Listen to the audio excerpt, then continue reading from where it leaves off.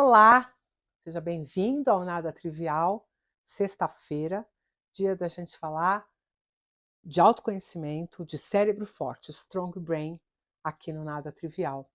E hoje eu queria falar sobre um tema que vive pululando aí nas redes sociais e vira e mexe, alguém me marca, pergunta, isso é verdade, isso é mentira, porque as pessoas têm falado muito sobre o coração e o intestino serem cérebros. O segundo, o terceiro, aí ninguém mais sabe mais se o intestino é o segundo, se o cérebro é o segundo, eh, ou o primeiro, né, não sei. O fato é que existe esse tema rodando, né. Antes era bem o coração, agora começou essa história do intestino, e o fato é que eu vou ter que decepcionar vocês um pouquinho, porque esse termo, dizer que o coração ou que o intestino são cérebros, ele não é adequado. E eu vou te explicar por quê. Não é porque eles não tenham importância, tem muita importância, mas é porque o cérebro tem determinadas características que a gente precisa conhecer, nós precisamos usar isso ao nosso favor, nós precisamos entender o que essas vísceras, porque o coração e o intestino são vísceras, têm de papel nessa história, né? E aí isso fica bem mais claro e até dá para você usar essa informação melhor do que, quem sabe, você tem usado até agora, tá bom? Então vamos lá, vamos tentar entender isso de uma forma que a gente consiga aplicar no nosso cotidiano, na nossa vida, tá? Fortalecendo essa nossa perspectiva, esse nosso entendimento de autoconhecimento também. Pois bem, quando a gente fala em cérebro, tá? Ou a gente pode abrir um pouco mais o conceito e usar o termo encéfalo, que é o conjunto das estruturas que estão dentro da sua calota craniana. Nós estamos falando de um território de neurônios que tem um papel muito especial, que sofreram um processo chamado de encefalização. Isso é um processo que lá na evolução acontece muito precocemente, a ponto de que insetos já possuem encéfalo, né?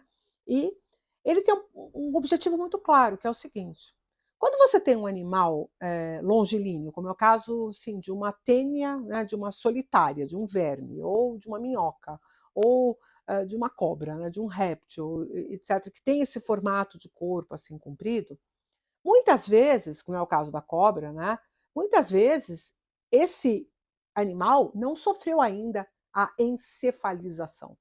Os invertebrados, em geral, não possuem esse conjunto de encefalização. O que significa isso? Significa que um grupo de neurônios se concentrou na região da cabeça e formam uma espécie de torre de controle, vamos dizer assim, que vai produzir efeitos sobre todo o corpo, que vai conseguir mobilizar respostas integradas do corpo. Então, vou dar um exemplo para vocês simples. Quando eu preciso produzir uma mudança no diâmetro dos meus vasos sanguíneos, que geralmente são arteríolas, pequenas artérias, para poder modificar a pressão arterial, então, sabe como você aperta a boca da mangueira para que a água saia mais forte? Então, a gente também faz isso com os nossos vasos sanguíneos. A gente diminui o diâmetro, que com isso aumenta a resistência à passagem do sangue, isso faz com que a pressão sanguínea aumente. Princípios lá da hidráulica, tá bom? Não vem ao caso. Quando eu quero fazer um processo como esse, não adianta para mim fazer isso em um leito vascular lá, por exemplo, faz isso na perna, ou faz isso no braço, ou faz isso. Não. Eu preciso fazer isso de uma forma homogênea, no corpo todo, para que o efeito final, que é aumentar a pressão arterial, seja percebido, seja possível, certo? Porque se eu fizer isso num território e não fizer no outro, aquele aumento da resistência que eu consegui num território vai virar aumento de volume para outro território, porque o sangue consegue se espalhar. Então ele vai aumentar de quantidade num lado e vai aumentar a pressão só em um pedaço. E eu preciso de um aumento de pressão arterial. Às vezes é porque eu quero aumentar a pressão, inclusive com que o sangue está indo, né, rampa acima para o cérebro. Né, o próprio cérebro pode pedir um aumento de pressão arterial para melhorar o fluxo sanguíneo para ele mesmo. Né? Então, essas ações do cérebro elas são globais. Outro elemento importante é que o sistema cerebral, encefálico, ele recebe informações sensoriais produzidas no corpo todo. Então, o encéfalo produz respostas globais porque ele recebe informações globais. Ele fica sabendo de tudo, ele processa o tudo e responde para todos, responde de forma global.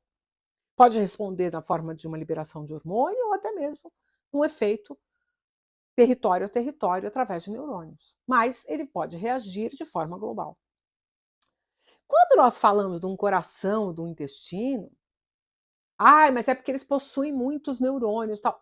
Isso não significa absolutamente nada, porque comparado ao cérebro, a quantidade de neurônios que o intestino tem ou que o coração tem é ínfima, tá? Só para vocês terem uma ideia, quando a gente está falando do trato nervoso entérico ou das fibras de His-Purkinje no coração, que é o sistema neural do coração, nós estamos falando na casa de milhares ou milhões de neurônios. Enquanto a gente está falando no cérebro, nós estamos falando de bilhões, tipo, e você deve entender a diferença, porque você sabe o quanto seria diferente sua vida se você tivesse milhares de reais no banco, ou milhões ou bilhões, né? Então, as dimensões numéricas são bem distintas. E o intestino, ele também, como e o coração, ele também não é capaz de receber informações de todos os sistemas sensoriais. Eles recebem informações sensoriais muito restritas. A surpresa é que, por exemplo, o intestino seja capaz de fazer uma leitura tão robusta a respeito da composição alimentar, a respeito do tipo de nutrição que esse indivíduo está recebendo, o que impacta diretamente na flora, no tipo de bactéria que existe ali, ou até mesmo na multiplicação de fungos. E isso tem uma consequência na saúde, tem um monte de consequências. Inclusive informações que são levadas para o encéfalo. De tal sorte que o encéfalo, mobilizado por informações que são oriundas do intestino, é capaz de modificar até mesmo a função do intestino. A mesma coisa vai acontecer com o coração.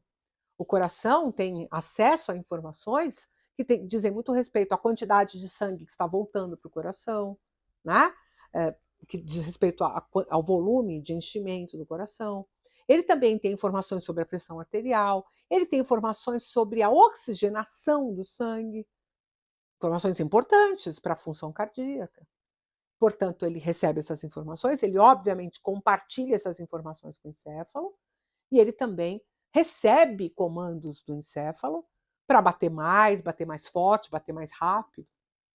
Assim como o intestino recebe comandos para liberar mais secreções, para aumentar a motilidade, para reagir de forma alérgica a alguma coisa, né? Mas reparem, nenhum desses dois órgãos guarda em si a potência de fazer o que o cérebro faz, que é reunir todos os conjuntos de informações, processá-las inclusive com significados, com semântica, com abstração, que aí já é uma propriedade mais humana, né? Então, se você comparasse o intestino e o coração a um cérebro ou a um encéfalo de um animal bem simples, até podia ser que eu concordasse. Mas com o cérebro humano ou com o cérebro de um mamífero, que já gera significados emocionais, que já produz memórias factuais e até mesmo pode ter noções de consciência, no caso dos animais, e uma consciência, uma função cognitiva executiva, como é o caso humano, desculpa, pessoal, mas é uma ofensa para o cérebro vocês fazerem isso. E o pior do que uma ofensa, o pior é a gente não entendendo exatamente qual é o papel desses órgãos e o que eles estão fazendo, é possível que a gente perca por completo o objetivo de compreender essa informação para o nosso próprio desenvolvimento. Então, sim, é importante que você saiba que o seu coração consegue fazer leituras a respeito do que está acontecendo com você e que ele vai ser capaz de levar essas informações para o cérebro. E o mais importante, que o coração é o principal órgão efetor da sua emocionalidade, porque os batimentos cardíacos, a força dos batimentos cardíacos geram mudanças importantes na forma como você percebe o seu estado geral, que é lido como o seu estado emocional. Quando o coração pula na boca, a gente sabe que a gente está com medo, ou que a gente está excitado, ou que a gente, né? O coração reage. Quando dói, aperta o peito, dói o peito, não é exatamente o coração, mas é toda a cavidade torácica e a respiração que estão sendo monitoradas por essas mudanças. Mas quem é que faz isso? O cérebro. Depois, quando você quer entender a história do intestino e compreender que o intestino é super importante, ele é. Porque olha que coisa interessante, o intestino, eu já falei isso aqui num outro vídeo do Nada Trivial, que eu falei exatamente só do intestino, ele está o tempo inteiro fazendo leituras a respeito do que você está recebendo do meio externo.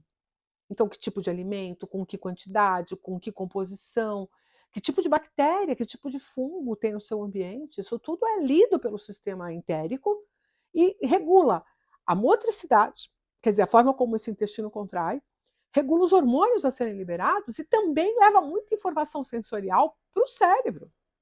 De tal sorte que você pode ter a sua fome, a sua motivação, o seu engajamento, estimulados por esse tipo de fenômeno que está acontecendo no seu intestino. Mas, de novo, ele não age como um cérebro, nem como um encéfalo. Ele age como um grande órgão receptor, lendo o meio externo através daquilo que a gente come. Então, quando a gente entende isso, a gente pode botar foco em como desenvolver estas propriedades do intestino, do coração, em favor de aportar recursos para a nossa capacidade de compreensão das próprias emoções. Se a gente aprende como é que o nosso sistema entérico, como é que o nosso sistema cardíaco reage ao que a gente vive, ele começa a nos sinalizar o que é um frio na barriga, o que é um aperto no peito, o que é um coração batendo na boca. Isso tudo é informação para o cérebro. De forma inconsciente, ele já usa. Mas o truque está em você tornar esse conjunto de informações conscientes, dentro de uma escuta, do que a gente chama de viscerocepção, que é a sua capacidade de percepção do que acontece nas suas vísceras. Isso é fundamental para a sua dinâmica emocional. Então, o nada trivial de hoje fica para você compreender que o seu corpo inteiro é inteligente, mas nem por isso precisam ser pequenos cérebros espalhados por aí. Que seja um único e bem bom cérebro ou encéfalo, que consiga coordenar as funções do seu corpo como um todo. E como Damásio já diria, né, usar a informação somática como subsídio para a construção da sua percepção de mundo. Aí está o nada trivial dessa história. Então, o seu processo de autoconhecimento tem a ver, sim, com o seu intestino, com o seu coração, mas não porque eles sejam pequenos cérebros ou grandes cérebros, mas porque eles são órgãos sensoriais e efetores da maior importância para o seu cotidiano. Todo dia útil é dia de vídeo novo aqui no Nada Trivial. E se fosse trivial, não ia ter a menor graça.